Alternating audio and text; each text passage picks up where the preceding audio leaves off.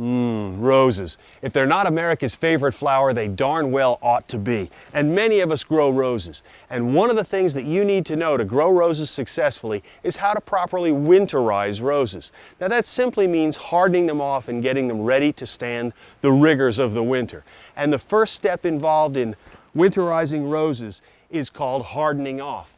And we do that about 6 weeks before frost simply by not fertilizing or watering our plants very much at all. The next step takes place after a good hard frost. Now these roses are still actively growing. They're obviously not ready to be winterized, but I want to show you the process and how it's done so that you'll be ready to do it at the right time of year.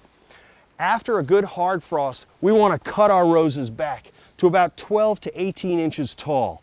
And when we do that, we want to make our pruning cuts right above a node. A node is simply a growing point on a stem, and we want to make our cut right above the node. And when we do so, we want to use good, sharp, bypass pruning shears to do this. They make good cuts. And of course, the reason that we're doing this is because these stems could dry out during the winter or desiccate. And we want to reduce that desiccation simply by cutting the tops off the plant. And of course, if you've got any dead stems at all like this one, those should be cut back all the way to the ground.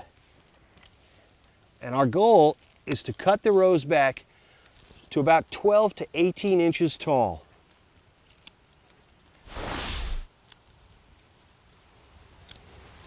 After we've got it cut back to 12 or 18 inches, we're going to go somewhere else in the garden and get some good topsoil. This step is called hilling the rows. We're actually going to make a mound of earth around the base of the rows after we've had a good hard frost again to insulate the soil and keep the cold in the root zone. Again, our goal is to prevent temperature fluctuations. We don't want the rows to start growing on a warm day in January. Once it's properly hilled up and the soil firm to protect the crown, we're going to make a chicken wire cylinder. We want to make it big enough to be able to go over the plant and give us plenty of room to put mulch in there. And if you've got good pruning shears, you've probably got a wire cutting notch on them. If you don't, then use wire cutters for this job. Don't damage your shears. Cut straight down through the chicken wire.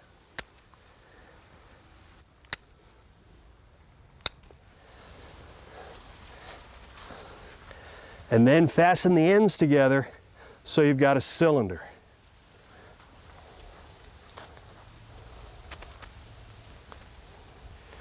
Once you've got the chicken wire formed into a nice neat cylinder, place it over the rose bush and stake it down with a couple of metal or even wooden stakes so that the wind doesn't blow it over.